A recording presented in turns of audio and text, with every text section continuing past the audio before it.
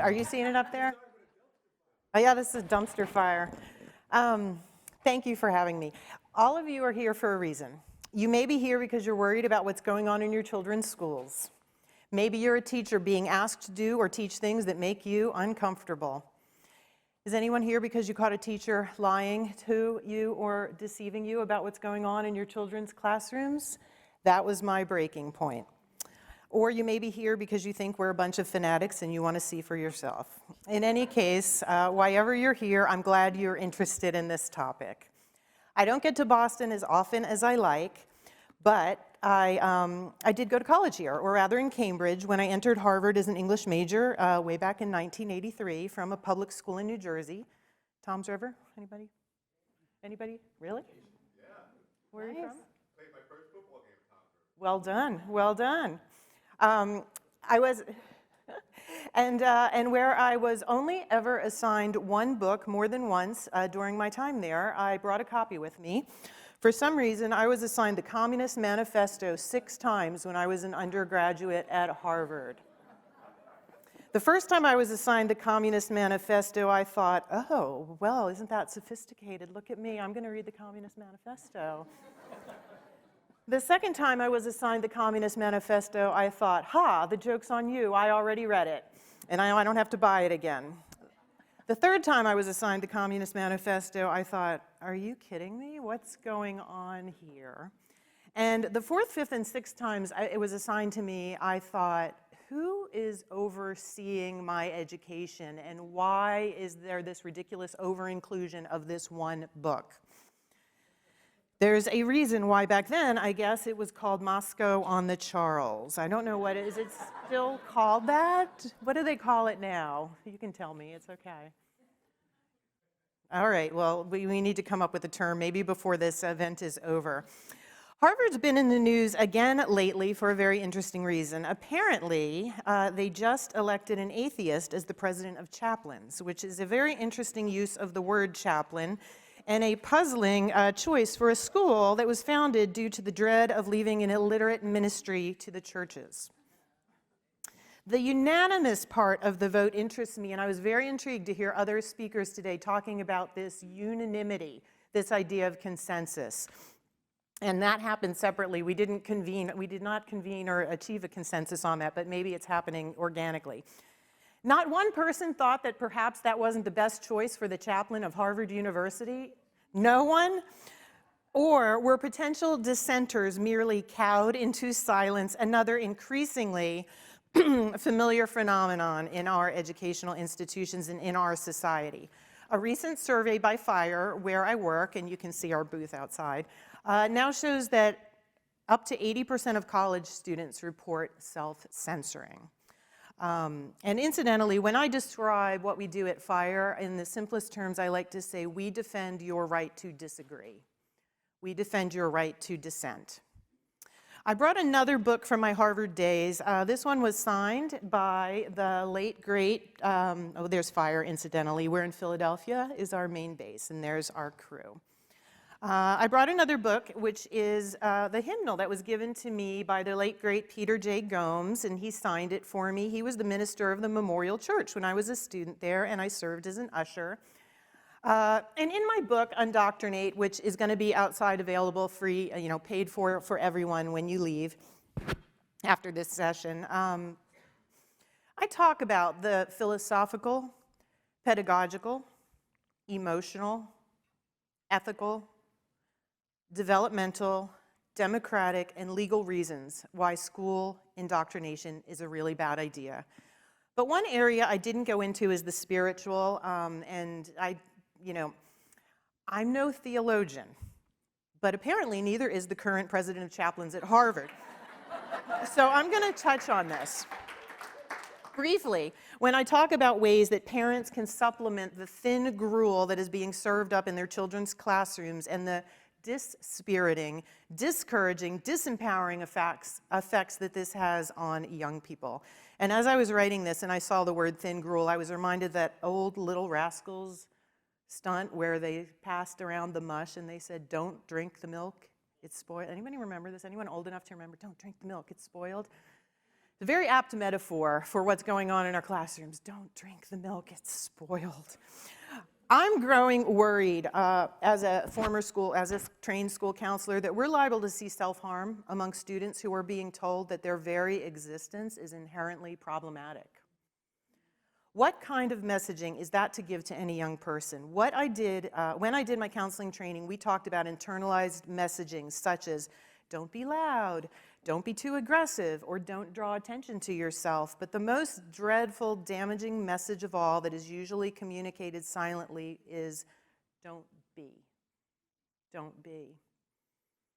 What do you think happens when you communicate a message like that to a young person?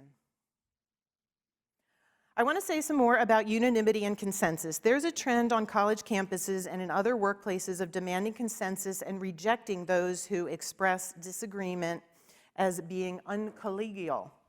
Although I can't think of anything more collegial than saying what you really think and pointing out potential problems and discrepancies. Like the friend who tells you you've got spinach in your teeth or a booger on your face before you stand up and make a complete fool of yourself. What's wrong with simply calling, my husband's a professor, and he joked recently that if he had a nickname, it would be just call the vote Snyder. What is wrong with simply calling for a faculty vote and allowing the results to speak for themselves? Why must people be pressed to conform to some illusion of false, phony consensus? Just call the vote and count. Speaking of having egg or other goo on our faces, after the recent pullout from Afghanistan, the president came out and said the following in an effort to explain the reasoning behind the way in which the operation was planned and executed. He said, "There has been complete unanimity from every commander on the objectives of this mission and the best way to achieve those objectives." Now, I think we all heard otherwise this week, but be that as it may, he said this in order to reassure the public that the best minds were clearly on the case, apparently not realizing that this is the exact definition of groupthink as defined by Irving Janis in his classic postmortem of exactly what went wrong in the Bay of Pigs disaster. Just because you're not hearing any objections doesn't mean that you've reached the best conclusions or even that everyone in the room actually agrees with what's been decided. It could just mean that you've created a system where critical thinking is discouraged and dissent is driven underground. I want to play, we made a short video for young people on this topic, and so if it's ready to go, I'd like to play that. It's quite short. What if you saw something going on that was absolutely ridiculous, completely wrong-headed, but no one else seemed to see it? Should you speak up and risk looking foolish in front of everyone? Or should you stay silent and keep your doubts to yourself? Back in the 1950s, a psychologist named Solomon Asch performed a famous experiment that demonstrated that peer pressure can cause even clear-minded people to discard the evidence of their own eyes and yield to the group's opinion. To perform the experiment, Asch put several people together in a room. Which line? And showed them a series of lines, some of which were clearly longer or shorter than others. But not everyone in the room was really the subject of the experiment. Some of them were planted there by Asch. Their job was to loudly agree among themselves that one line was longer or shorter than another, even though it wasn't true. Definitely B. Asch wanted to test whether the real subjects would trust their own judgment, even when they had to disagree with others in the room. A. What he found was that up to 75% of his test subjects could be swayed by the pressure to conform. Asch demonstrated scientifically what people have known for a long time. Remember the story of the Emperor's New Clothes? In this fable, a king is tricked by unscrupulous tailors into believing that they had weaved him a fantastic new suit, when in fact, they had produced absolutely nothing at all. Because he was surrounded by advisors, who always told the king what they thought he wanted to hear, everyone told the naked king that his new outfit was impressive. Only one character, a small boy who was too young to know that he should only say approving things to the king, blurted out the truth. He's naked! Finally causing everyone to laugh at the king's foolishness. But not every king was so foolish. Historically, in royal courts, there was one individual that stood out, the jester. While the jester was a real job, most of us now only read about them in Shakespeare plays like King Lear or As You Like It. The court jester was the only one allowed to make fun of the king or queen, because his real role was to be able to tell the monarch not what they wanted to hear, for what they needed to hear. Nobody else around royalty could be counted on to be so blunt. America's founders, as well as the famous British philosopher John Stuart Mill, knew that democracies needed their truth-tellers as well. America's First Amendment says that Congress shall make no law abridging the freedom of speech or of the press. They knew that the ability to speak out without fear of consequence would be the only way to avoid what Mill called the tyranny of the majority. And it's not just in fables or plays where the inability to speak the truth because of social pressure leads to disaster. It's a real phenomenon that can have dire consequences in real life. Social psychologist Irving Janis dubbed this unhelpful phenomenon groupthink and described it as a drive for consensus at any cost that suppresses dissent and appraisal of alternatives. Groupthink and the blind spots it creates has been blamed for disasters ranging from the bombing of Pearl Harbor to the Challenger space shuttle disaster. Avoiding oversights is the reason why the Catholic Church created the position of devil's advocate, whose appointed role is to take the unpopular counterposition in a discussion, ensuring that all angles are thoroughly considered. In his book Outliers, best-selling author Malcolm Gladwell described a dire situation in which a Korean airliner crashed because of the unwillingness of competent crew members to question their more experienced captain, even when they could see that he was clearly misreading his instruments. Gladwell attributes this tragedy to a strong culture of respect and deference to authority. That pressure was more powerful than the evidence of the co-pilot's own eyes, and even their own desire to survive. In journalism, social pressure can make reporters unwilling to explore unpopular topics or to ask uncomfortable questions. Even in science and academia, the pressure to conform to established majority opinion can be so strong that the most popular way of thinking about things becomes practically the only way to think. Disagreeing can be dangerous to your career, even if you're right. At the Foundation for Individual Rights in Education, we defend your right to speak up and to be heard on your campus, even when you're unsure, and especially when there is pressure to conform or to be silent. Freedom of speech is a fundamental human right. What's more, it's essential to the proper functioning of our universities, our society, and our democratic republic. If you'd like to learn more, visit thefire.org.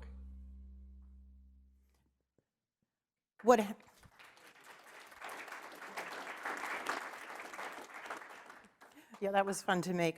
What happens in school matters, and it has national and international implications. There's an old saying that the Battle of Waterloo was won on the playing fields of Eton, but according to this writer at the Wall Street Journal, the Battle of Afghanistan was lost in the halls of Harvard. Why are people so upset with what's going on in our schools? I just put a couple of slides up that I came across recently. Well, succinctly put, what's going on in schools today, a mix of identity politics, intersectionality, postmodernism, neo-Marxism, racial essentialism, and group guilt and shame. I liked what Ian called ethno-Marxism, I believe, is a way of understanding and interpreting the world that may profoundly conflict with the values and moral principles that families are trying to instill at home. It is the imposition of an entirely new morality, but not entirely, partly but not entirely explained as a rejection of the Martin Luther King consensus we reached in the 1960s not to judge a person by the color of their skin, but rather by the content of their character, and instead to judge by the color of their skin. Martin Luther King, not insignificantly or coincidentally, it's worth pointing out, was a Christian minister. In some cases, this new morality and revised worldview has been embedded within the curriculum without full disclosure to parents, which obviously erodes trust between school and home. Yes, K-12 education is expected to impart some amount of moral education to students, far more than is expected in higher education. As Chief Justice Warren Burger described it in 1986, schools must teach by example the shared values of a civilized social order. However, if we are educating a generation to live as citizens in a free society, we must not teach them that those in authority are allowed to tell citizens what political views and beliefs they must hold, endorse, or profess. Some schools and teachers claim they're not teaching CRT, yet they are using what's known as critical pedagogy, which is a lens that informs everything they choose to present and how it's presented to students. Parents aren't stupid. The idea that people are born into an intersecting matrix of power and oppression dynamics based on their immutable racial characteristics directly counters the biblical concept that we're all created equal in the image of God, beliefs that underlay the concept of natural rights behind our founding documents and that animated the abolitionist and women's suffrage movements. Many American families strongly believe that these Enlightenment values and ideas are worthy of preserving, defending, and passing on to our children, and they see CRT-informed pedagogy as a direct refutation of them. The same principles undergird our system of government and laws, and hence antithetical teachings strike at the very heart of those as well. Critical pedagogy, therefore, also undermines family autonomy and parental rights to direct the religious upbringing and values formation of their own children. This is no small matter. Parents and students can reasonably expect that their moral values will not be subverted by a secular school that their minor children are required by law to attend. Some educators are not just teaching about these ideas, but demanding a certain implied fealty to them, which threatens the freedom of conscience rights of their students. Schools may not compel the speech of students or require them to affirm beliefs against their will. This was prescribed in the case of West Virginia versus Barnett, in which Justice Jackson eloquently stated that if there is any fixed star in our constitutional constellation, it is that no official, high or petty, can prescribe what shall be orthodox in politics, nationalism, religion, or other matters of opinion, or force citizens to confess by word or act their faith therein.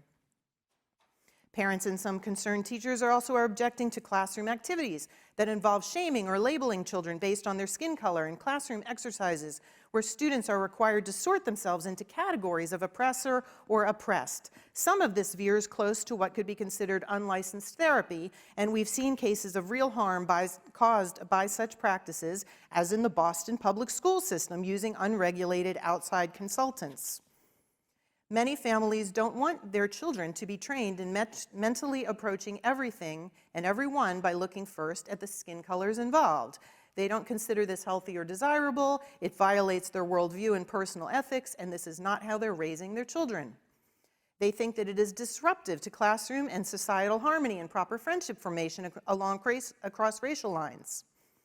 What's interesting is that such educators who are so quick to identify power and oppression dynamics in operational systems outside the schools, yet these same teachers overlook the very real authority that an adult has over a child and that a teacher wields over a student, who are, after all, other citizens' children. This seems a sort of willful and selective blindness. These are distinctly opposing worldviews, but if teachers are only including one in their coursework, then they are perceived as not offering a balanced representation of the constellation of ideas, much less a thorough or representative grounding of the underpinnings of the American way of life. CRT teachings also tend to promote Marxist materialist conceptualizations of reality and policy prescriptions, which is another reason people oppose them. When schools encourage young people to compare what some people have relative to others in a way that fosters a hostile way of thinking that Nietzsche referred to as ressentiment, resentment, parents may conceive of this as violating the 10th commandment, not to covet their neighbor's goods, and promoting envy, one of the 7 deadly sins. In short, there are sound, valid reasons for standing in principled opposition to what is being promoted in our schools. Many parents also consider it to be a defeatist mindset that weakens the party adopting it. In this sense, such teachings are maladaptive. Another question is whether schools are going to emphasize a positive or a negative worldview. This is a philosophical question, but I think most people would probably say that schools should at least promote a fair-minded balance between the two. One parent who has filed suit against her child's school explained that this person might be here today, explained that what she noticed in her children exposed to these teachings was a sort of nihilism that caused her grave concern. Kids are coming home deflated, depressed, pessimistic after being exposed to these lessons and accompanying activities, and parents are responding to that reality. Sometimes it seems that teachers are teaching what interests themselves more than what is appropriate developmentally for children, placing their own desires and predilections ahead of what is best for the youngsters in their classrooms. In other cases, it seems that some K-12 educators are attempting to function as though they are college professors, with commensurate disciplinary authority and scholarly scope of action. They aren't. Public school teachers K-12 teachers are licensed by their states the same way doctors, lawyers, and even cosmetologists are, and for the same reason, because they're in a position to do real harm to vulnerable people. Their classroom speech is considered government speech, hired speech, and they are paid to deliver instruction in the curriculum that has been democratically adopted, which presumably represents community consensus. It's the same in a private school in the sense that the curriculum should represent an agreement, a consensus among the entire community. There's no room for concealed motives, hidden agendas, lack of transparency, or furtive actions among people of good faith, particularly when dealing with the minor children of other citizens. Now, it's fine for a person who is well-versed in a particular discipline to choose an esoteric specialty, but it's quite another to use this lens as an introductory approach for every subject for students who are approaching new material for the very first time. It's also one thing to be a dispirited cynic in middle age, but childhood is not a time for pessimistic cynicism. Children have their whole lives ahead of them, and they need plenty of positive messaging, hope, and encouragement to face the challenges and opportunities that lie ahead of them. And in America, there are plenty of wonderful opportunities for all children, all of them, to succeed.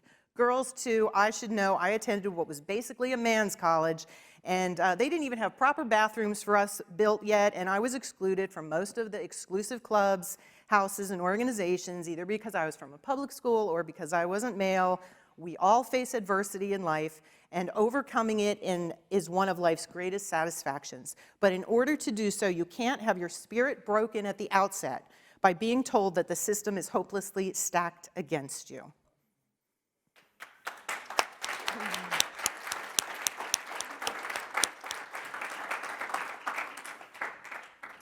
So I know that I need to leave room for Beth to talk, so I'm going to jump ahead a little bit. My main advice is to supplement.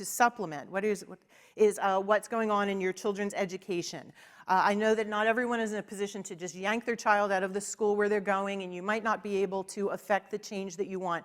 Bear in mind that even bad lessons can be good learning opportunities for your children if you interrogate them and if you debrief them afterwards.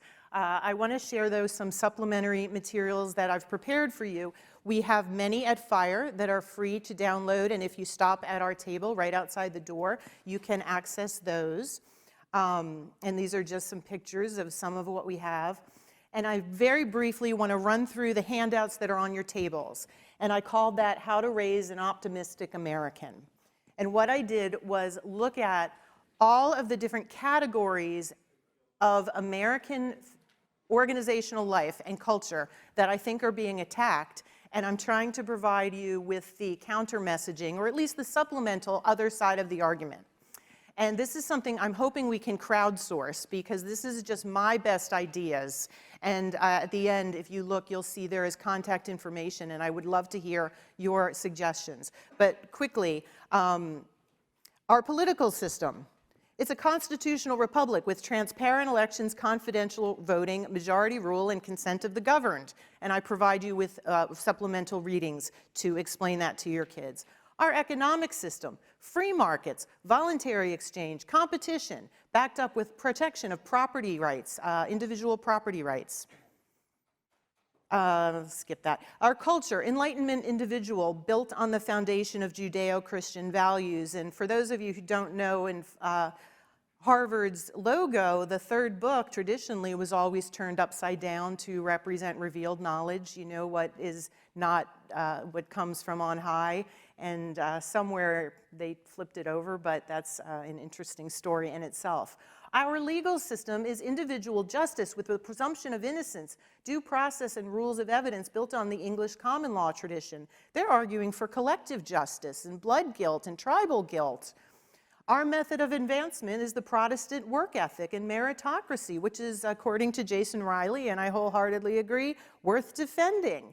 Our method of communicating and figuring things out goes along with capitalism, the free marketplace of ideas. No compelled speech or censorship, and logical reason. They're attacking that. They're attacking objective truth. Oliver Wendell Holmes, I tried to make this as Boston as possible, everybody. You know, in The Great Dissent, I'll just read this for those who haven't seen it in a long time or ever.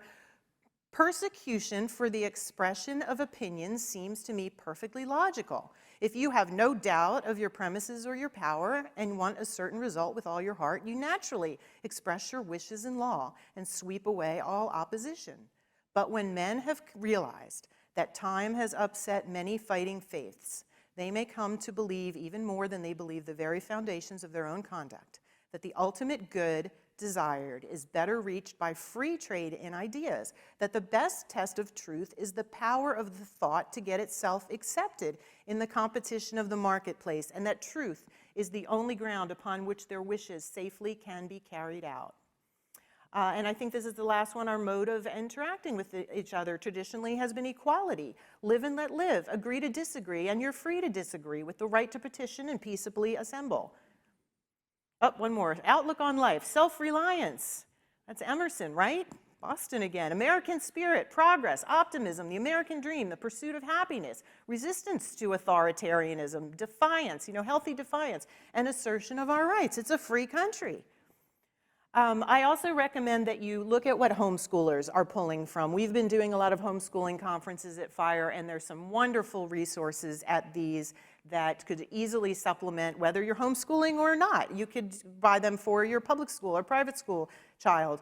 And I got to meet Larry Schweikart, who wrote A Patriot's History of the United States, and I was very tickled to find that his 4 pillars of American exceptionalism are the same, are 4 of the 8 ones that I came up with. So I thought, all right, I must be on the right track here, because this was a #1 New York Times bestseller. So I recommend checking it out. The beach ball effect just is, I take comfort from the fact that freedom won't be pushed underground. If you've ever tried to hold a ball underwater, it will bubble up to the surface, and I think that this is a manifestation of that physical principle. You cannot keep the American spirit down as long as we hang together and we speak our minds. And I'll just close with this quote. Well, Maya Angelou, I think that oftentimes, as other speakers have said, I don't think they're often having the effect that they think they are. I think a lot of students walk away taking away a very different lesson than what was imparted, and that gives me hope. But just to close, I want to say that this problem isn't really new. It's been festering in our schools as a low-grade chronic condition for decades, until it finally has reached an intolerably acute level. And back when I was in high school, we had a course in typing, and one of the exercises was we had to type over and over again certain sentences, and one of them was, now is the time for all good men to come to the aid of their country. And I used to sit there and type that over and over and again, try and get a high score. But it sort of seared itself into my memory, and I realize now that I was meant to apply that to my life, actually. So I say to you that now is the time, now, for all good men and women to come to the aid of their country. Bonnie.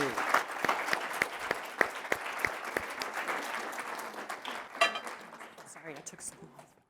So can you do yours in 10? Can you do yours in 10? Great. So yes, I can do it in about 10. I just told Charles. So I'm going to take it local here. I'm Beth Feeley, and like many of you, I wear several hats. I am a parent. My husband and I have 3 kids. 2 currently are in K through 12 public schools, and 1 graduated and is now in college.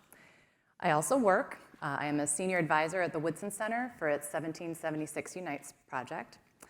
And I'm here today, though, in the role of concerned citizen and as the leader of a group called Nutria Neighbors, which is a grassroots, all-volunteer community that I helped start 4 years ago in the north suburbs of Chicago. Our mission is to build community around the ideas of common sense, free enterprise, and the golden rule. We started in response to some issues that we were seeing at our schools, and so we connect with fellow citizens through regular communication and programming. We actually had a webinar with Bonnie Snyder about her book on Tuesday. And at any rate, so that we can educate our fellow citizens about what's going on and then how they can engage. especially when we see instances where schools are teaching ideology rather than ideas. So today I'm going to share how to pass a Chicago statement as a way to instill accountability in schools and to keep them places where ideas are debated, young minds can develop, so that kids can learn to think for themselves. So what's a Chicago statement, and why might you need one? The why is easy. I think you've heard from Bonnie and everybody here today about the myriad problems and trends that you're witnessing, and that's largely why you're here. And I would argue, I think our classrooms are being racialized, sexualized, and politicized. So we thought this would be a good idea. And so as for what a Chicago statement is, I am from Chicago, but that is not where the name comes from.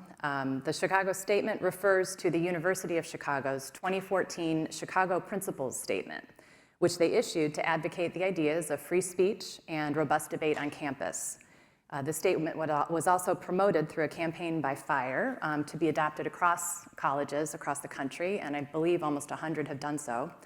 And then it was further promoted in 2016 via a letter that gained some media attention that the University of Chicago, I believe it was the Dean of Students, sent to all the incoming students saying that they will not be protected from trigger warnings and safe spaces, among other things. So Nutria neighbors thought that a high school version of the Chicago Statement could have a positive effect and help maintain our classrooms as environments for healthy debate.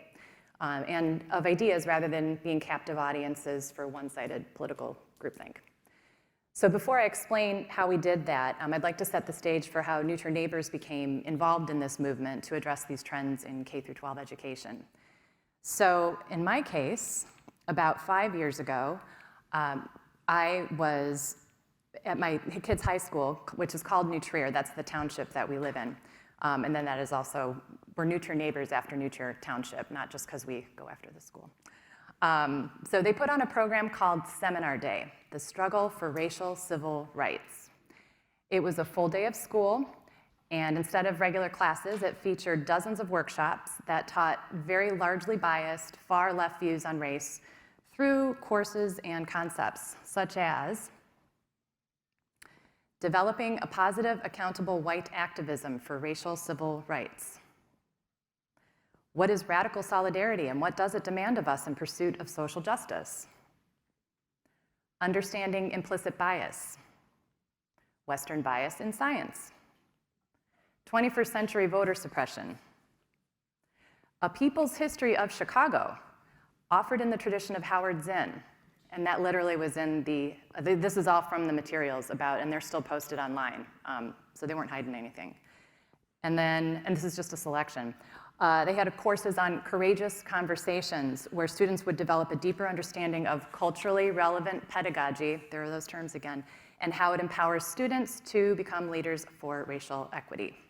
They also highlighted Colin Kaepernick, who was very active, actually was just beginning his activism at the time, a Black Lives Matter activists, et cetera. And so this didn't make sense. And so Ian, I said something. And I helped organize a group, and it wasn't just me. It was a group of parents who asked the school to include other voices, who offered alternative ideas on race and upward mobility from those being presented. And at the time, our list included people like professors and essayists Shelby Steele, John McWhorter, the now late Walter Williams, Thomas Sowell, Carol Swain, Glenn Lowry, Jason Riley, and yes, civil rights movement veteran and social entrepreneur Robert Woodson, for whom I work. And we thought that these voices could make this day more balanced. These voices had been active for years, and in some cases decades, on these issues, and we felt deserved to be heard by the kids. So the school chose not to include these voices in Seminar Day, and it erupted into a huge local controversy. We had, so this is almost 5 years ago, 800 people attend a school board meeting, and I have to be honest, it was about 1 to 10, and we were the 1. It was pretty eye-opening. And so this is how it was described in a Wall Street Journal op-ed. It's Racial Indoctrination Day at an upscale Chicagoland high school. So this experience woke a lot of us up as to what was going on in our school and in schools around us. And so This initial parent group that addressed this issue at the school was what carried over into what we've built as Nutria Neighbors. We had learned the hard way through seminar day that we needed to pay better attention and be prepared to act and to advocate for our kids. So we created this organization, and we've grown it into a mailing list of 2,000. And as I said, we communicate, we hold programs, and our main issue, we are a 501c3, and we really seek to educate so people are empowered to act. So we also decided to be proactive and that we needed a Chicago statement at Nutria, because while there hasn't been a follow-up to seminar day, the school did pledge to embed this type of politicized thinking into the culture, into the curriculum, and indeed they did. Over the past years, we've seen school-wide accommodation for the National Gun Walkout, an International Women's Day program that featured people from the Women's March extolling the virtues of intersectionality, but no one, say, from the March for Life. There have been white privilege and sexuality questionnaires in homeroom. There's a civics teacher that recommended volunteering for Planned Parenthood as an Earth Day activity. Lessons on raising babies in history class. And then there was a lesson on racism in country music about Lil Nas X in physics class, to name a few. So there's also consistent talk about the critical race theory-derived concept of equity, which you've heard about. They repeat their commitment to equity. It's in their annual plan. They talk about doing an equity audit, which of course requires equity consultants. So we thought that this Chicago statement could help depoliticize and provide just that much needed basis for free exchange of ideas and possibly counter things like an equity statement, which they were making a lot of time for. So we proposed this statement, and that's only slide 1. I'm not going to read the whole thing because it is pretty long, but we proposed it at a school board meeting in July 2020. So I'll just read a couple of phrases to highlight. Because Nutria High School is committed to free and open inquiry in all matters, it guarantees all members of the Nutria High School community the broadest possible latitude to speak, write, listen, challenge, and learn. And then from later, Nutria High School has a solemn responsibility not only to promote a lively and fearless freedom of debate and deliberation, but also to protect that freedom when others attempt to restrict it. We based it very heavily on the Chicago statement and tailored it to a high school environment. And we presented it at a board meeting in July of 2020, and we heard at first nothing. But we persisted. And through a variety of additional communication with board members and the administration, we strongly encouraged them to adopt some version of this, pointing out that they could be the first high school in the country to pass something like this. And they did. And so they passed a revised version in October of 2020. And this is it, and I will read it to you.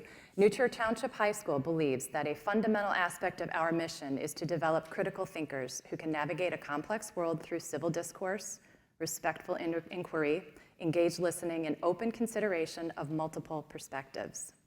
Key to fulfilling this charge is the cultivation of a school environment in which all students feel welcome and free to explore a wide range of ideas.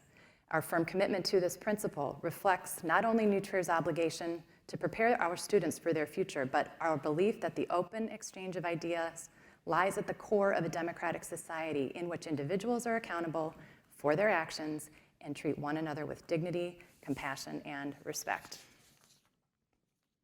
We were very proud of this statement, and we as an organization expressed our full and total support for their passing of it. Because really it's a model of how to relate with one another, both inside the classroom and outside of it. So then the question is, what has Nutria done to operationalize the statement? And answer, very little for the first year. COVID happened, so clearly that took up an awful lot of time and energy, so we understood that. But we also knew that the school had capacity for addressing other issues because this school year, they started the year with emphasizing pronoun usage and hearing presentations at board meetings from more equity consultants. However, we were heartened, though, just last week, in fact, the school unveiled the first of a series of school board presentations and that teachers were to make that would demonstrate how they're going to live out this statement. And this was a step in the right direction. They were doing this with transparency, and you've heard a little bit about that, and we absolutely believe that that is key. So the social studies department went first, so I'll show you what happened. Some of the presentation was very thoughtful, material about ways of teaching history, and then they chose to address a controversial topic to demonstrate how to teach critical thinking around that, and the topic was the 1619 Project. So as you know, the 1619 Project was was by the New York Times, led by Nicole Hannah-Jones, and it claimed, among other things, and you heard a little bit about that as well, that racism runs in the DNA of the country. And to their credit, the teachers who made this presentation at the board presented the criticism of the 1619 Project by well-respected historians, James McPherson, Gordon Wood, Victoria Bynum, Sean Willents, to name a few. And then they, to balance it, also presented an article by Professor Leslie Morris, who had done fact-checking, which the Times ignored, but she landed still thinking the project was worth doing. So, okay. The school also referenced a study featured in The Atlantic about problems and ways slavery was being taught, but when I dug into who the publisher of the study was, I found out it was the Southern Poverty Law Center. And no other studies were referenced, at least in the board presentation that I saw. So as for a conservative point of view, they presented Senator Tom Cotton's federal legislation against the funding of any teaching of the 1619 Project. He is conservative, but I would say not representative of all conservatives on this front. But for critical thinking on a topic that argues that racism is on a project that argues racism is in America's very DNA, you would think that they would include other Black voices, especially ones who challenge the grievance-based narrative woven throughout the 1619 Project. What they did not include, again, as this was the request of Seminar Day nearly 5 years ago, were perspectives from leading Black academics and authors who in no way gloss over the evils of slavery, but very much challenge the content and the spirit of the 1619 Project. And I personally would have recommended including Professor Thomas Sowell's essay on the real history of slavery, Professor Lucas Morell's review of the 1619 Project, or any of the essays written by Robert Woodson's Black-led 1776 Unites group of authors, scholars, and activists who critiqued it. You've heard from 3 today, not on this topic, but, and Charles and Ian and Will, I'd have included you in the Seminar Day recommendations had I known you at the time. So there is no shortage of material. Also, I found problematic, this is a slide from their presentation, the discussion question that they presented, which was, and you can see it kind of highlighted, is the 1619 Project a valuable addition to sources of US history, or should it be avoided, is not patriotic enough? Yeah, and so, you know, I thought, as we were discussing, Will, last night, the framing is off. The reason to evaluate the 1619 Project as a valuable source of history is not related to its degree of patriotism. And you can argue about whether history should be patriotic or not. I would say it should be taught accurately and completely. And the 1619 Project should be evaluated in terms of that, and as its for its openly political aims, which, according to Nicole Hannah-Jones, was in part to make the case for reparations. So suffice it to say, there's work to be done with the implementation of the statement. You know, we're going to be looking and present at the meetings to listen to how other departments are implementing it. And I think we learned that we have to keep paying attention and showing up and making our voices heard. But I would say the tenets of this statement are a solid foundation. We are eager to see this statement become a part of teacher training, be published on the school's website, promoted through announcements, incorporated into teacher and administrator evaluation processes, because the opportunities abound. I also like that this is something positive, where you can say what you are for, because I think a lot of times we're in the fight to talk about what we're against. So I think that sometimes we just need to focus in that direction. So Benjamin Franklin once said, without freedom of thought, there can be no such thing as wisdom, and no such thing as public liberty without freedom of speech. So in closing, I encourage you to find a group of like-minded people, like Alana was saying, who cherish the ideas in this statement, present it to your school board or head of school, let them know you'll support them, and use it to make your school a place where students will learn to be intellectually curious, appreciative and respectful of others, resilient, and most of all, well-informed citizens in the making who can reach their fullest potential because they've had the benefit of hearing all sides and most importantly, they have learned to think for themselves. Thank you.